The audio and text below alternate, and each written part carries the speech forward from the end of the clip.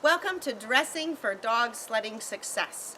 I know it's not a real wintry day, but we're going to pretend the snow is falling and the wind is blowing and it's a beautiful day for mushing.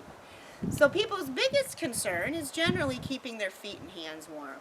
So let's start with our feet, and you're going to want to bring along a pair of fleece or wool socks, something that's synthetic. I would suggest no cotton socks, something that's going to keep your feet warm but not be constricting. You also need to wear a pair of fleece pants. I'd suggest true fleece, not sweatpants, because if you look closely, those are still made of cotton. You don't want any cotton layers, especially against your body, as that's going to trap moisture. You can wear a pair of cool Angry Birds fleece sweatpants, something cool and pajama-like, or just plain colors are just fine as well. Because over those fleece pants, you're going to put a pair of insulating snow pants. I'd suggest something with an insulating layer. They can be a pair of snow bibs or just a pair of snow pants. But even if you're taking a ride with us, you will want to have an insulating layer because you're going to be sitting down toward the bottom of the sled. On your top layer, you want to be sure again, no cotton. So even your cool Nature's Kennel sweatshirt, leave that at home. Hoodies are actually the worst layer you can wear because this hood is going to trap some snow in there and it's going to make your head pretty wet and your neck cold. So make sure on your bottom layer you have some sort of an insulating layer. It can be a smart wool type material, it can be a polypropylene, something that's going to wick away moisture. And then I'd suggest a layer of fleece. Again, any type, any style of fleece is fine.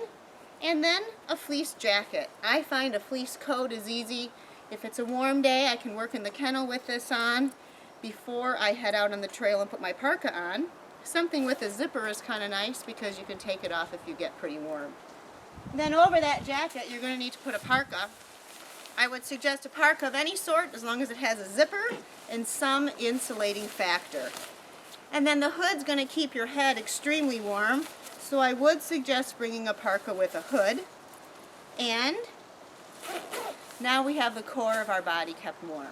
People are quite concerned about keeping their hands warm, and one little trick of the trade is a little pair of wristies. We make these out of fleece. They're real easy to make. They're just going to slip right over your wrist.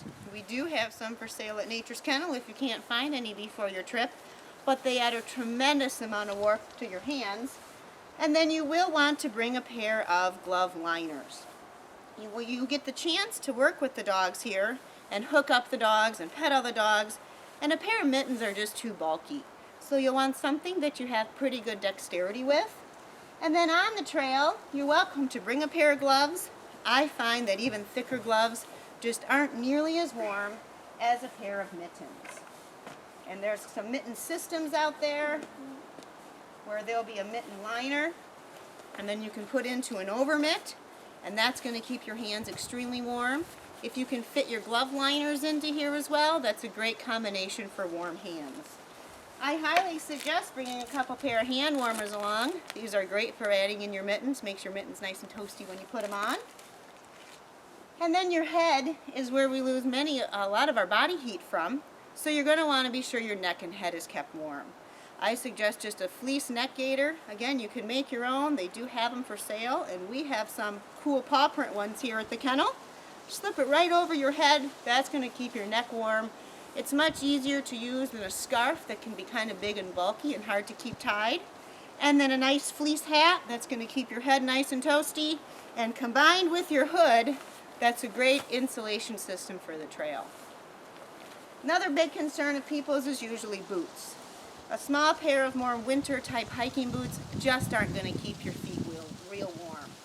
If you do have a pair of boots that has a fleece or a felt liner, you're welcome to bring those along. We can take a look at them and make sure that they'll be warm enough. I highly suggest boots with removable liners because they will be able to dry out, especially if you're on an overnight trip with us. And then when you get here, we'll also offer you a pair of our boots that we allow all of our guests to use. The price of your trip includes boots right in the cost, so we highly suggest you use a pair of ours. If you're concerned at all about your feet being cold, I'm going to put you in a pair of our great big warm boots. These are Cabela's Trans-Alaskan boots. They keep you nice and toasty. You're going to look like you're walking on the moon. but they're fantastic for mushing.